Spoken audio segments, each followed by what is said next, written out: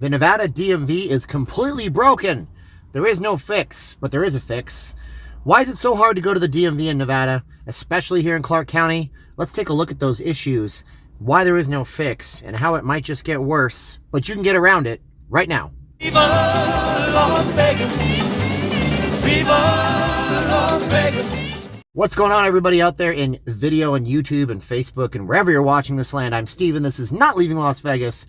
A full-time Vegas resident brings you news, views, things about Vegas, tourism, travel. I want to grow this channel to 100,000 subscribers. I travel around the world, and if I get there, maybe I can show you guys some of my travels as a local Las Vegas resident. Make sure you click the subscribe button, hit the little bell, leave us a comment below. Question of the day: have you been to the Nevada DMV? What's the DMV like where you live? Give us your reports. If you live in a small town in middle America, is it easy to get in and out? Let's talk about the Nevada DMV. So, as you guys can see right here, I'm going to show you in a second, I went to the Nevada DMV. I went there as recently as last April, so I'm going to give you guys my story about how crazy that was. By the way, this video was inspired by another YouTuber who's been really cool with commenting on my channel a whole lot. You should check out her channel. It's called LetYrLiteShine, but it's spelled interestingly enough, so I'm going to link it in the description below and put it right here on the bottom of the screen. You should go check out her channel. She recently moved to Henderson, Nevada, and she's making videos about Vegas and Nevada, but she has hundreds of videos about, I think, Southern California. Maybe worth your while to go check her out. Go see LetYrLiteShine. Thanks for the inspiration for this video. So I remember it was actually tax day. The wife and I needed to go to the DMV. My driver's license was a little bit expired. Ooh, bad for me. We showed up there at around 7:30 and there was a giant line. We were told that there was an 8-hour wait once they opened at 8 o'clock. Heard that right, an 8-hour wait, meaning that once we got in the building and were assigned a number and a letter combination, we'd be sitting there for 8, 9, 10, 11, 12, 1, 2, 3, 4, till 4 p.m. And by the way, you better not think about leaving that DMV. If you do and they call your number, you can get right back in line. Oh, but don't worry, it's totally fine, because you see, as long as you're there when the doors close at like 5 or 5:30 or whenever they close, they'll still call your number, which means they're working till what, 10 p.m. in some cases? Yeah, that's true. The Nevada DMV is broken beyond repair. They've tried a few ways in the past to fix this. It's not worked out well. A couple of years ago, they had this system where you'd give them your phone number and they would text your phone and they would tell you when it was close to your time in line. But I understand it. The reason it didn't work out too well was simple enough. Once they told you that you were 30 minutes out from being called, you were given the option to text in for more time.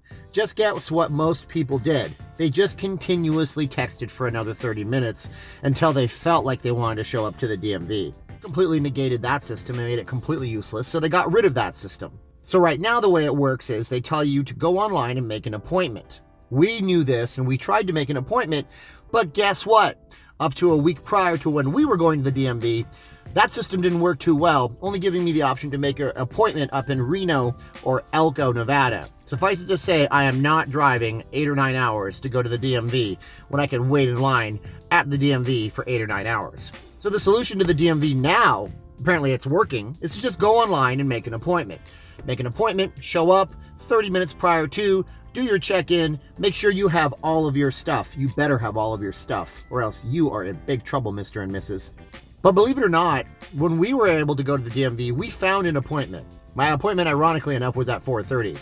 Yes, I had to drive across town to go to another DMV in another location, but it was like kind of funny because we got there at 3:45, checked in at 4 o'clock. We made the joke of, hey, look, we checked in so we can wait another 4 hours. But wouldn't you know it, right at 4:30, my number was called. It was like magic. It was like clockwork. It was a good experience in the end. The Nevada DMV is broken in the sense that you can't just show up without having an 8 or 9 or even 10-hour wait in some cases. We went on tax day when a lot of people weren't going to the DMV because they were busy running around to get their taxes filed last minute and standing in lines at the post office. Why is the DMV so broken? I mean, what happened here to cause it to have so many problems? Well, that one is kind of twofold. So the first thing that's problematic at the DMV is simple. When we went there, the rep told us a crazy number. She said there was like 100,000 people a month moving to Vegas. I know that not to be true because of my YouTube channel and studying. It's more like 10,000 people a month. But that's still 100,000 people a year moving to the valley here, which means the DMV was just simply not able to staff up enough. They don't have the funding. They're a government agency. They just cannot keep up with the demand and add more agents. So that causes wait times. The thing that makes it a problem to go to the DMV is actually getting a license. Now, if you look again at the front of this license, you'll see a little gold star at the top of this license. That little gold star means that it's part of the REAL ID Act. The REAL ID Act, you ask? Well, that's simple enough. It's actually a really good law, and I figured out why it's a really good law after I hemmed and hawed and complained about it. The REAL ID Act is something that you have to get. You have to get it in order to get on an airplane. My wife was sharing a story with me about how people back in the day would go on vacation to Guam and get a driver's license in Guam. And then they would get on a plane in Guam and fly to the mainland in the United States. They may not have the ability to actually fly to the United States and live here because they were tourists in Guam, but because they had that Guam driver's license, which is a U.S. territory, they had the ability to fly into the United States and do whatever they wanted to do on an airplane. The REAL ID Act ensures that you prove your immigration status or your citizenship status and are able to actually get on a plane as a person who's able to prove that they belong in the United States. The main problem with the REAL ID Act for a lot of people is it does require that you show your original birth certificate, not a certified copy. It requires that you show immigration status, like a green card, permanent resident card, work permit, something like that. Or if you're a citizen that became naturalized, you show your citizenship certificate. You also have to show utility bills to show that you live out here, a lease agreement, a home loan document, something that ties you down to the Las Vegas Valley. It can be really hard for some people to come up with these documents, especially if you're from a different state, but you have to have these documents in order to show up to the DMV. A lot of people don't know this. They show up ill-prepared for what's going to happen. Imagine waiting 8 hours, getting up there, and being told that you can't get the ID that you need to get simply because you didn't do your research. The good news is that once you have those documents, it is not a difficult process.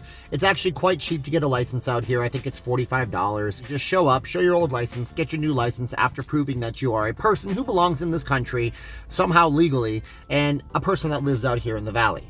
That's how that goes. I mean, the Nevada DMV is broken. There are no real ways to fix it unless the state can magically come up with massive amounts of money to build more DMVs or staff a lot more people at the DMVs. Good news is that if you make an appointment online, you can pick your date, pick your time, and just show up and wait about 30 to 45 minutes to actually get with an agent, and it does magically work just the way I said it did. It's a pretty cool idea.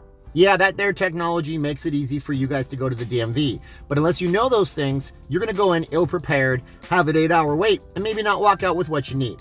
So there you have it, some tips and tricks for going to the Nevada DMV and actually surviving, especially here in Clark County where it's incredibly busy. If you guys have any experiences with the DMV where you live, why don't you shout off in the comments below. If you're just browsing through, make sure you do click the subscribe button, hit the bell so you know when I do new videos on travel in Vegas and all this Vegas-y stuff, and make sure that you guys like the video as well.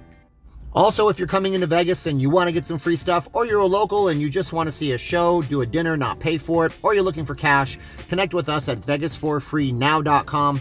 We put you guys up with a timeshare company, get you some good stuff here in town, and take really good care of you. You can learn a lot about Vegas on that site as well. Thanks for watching, sharing, and liking this video. I really love the time I spend with you. I do several videos a week. I hope to hear from you guys in the comments below. And my name is Steven, and I am not leaving Las Vegas. Until next time, have a good one out there. Bye-bye.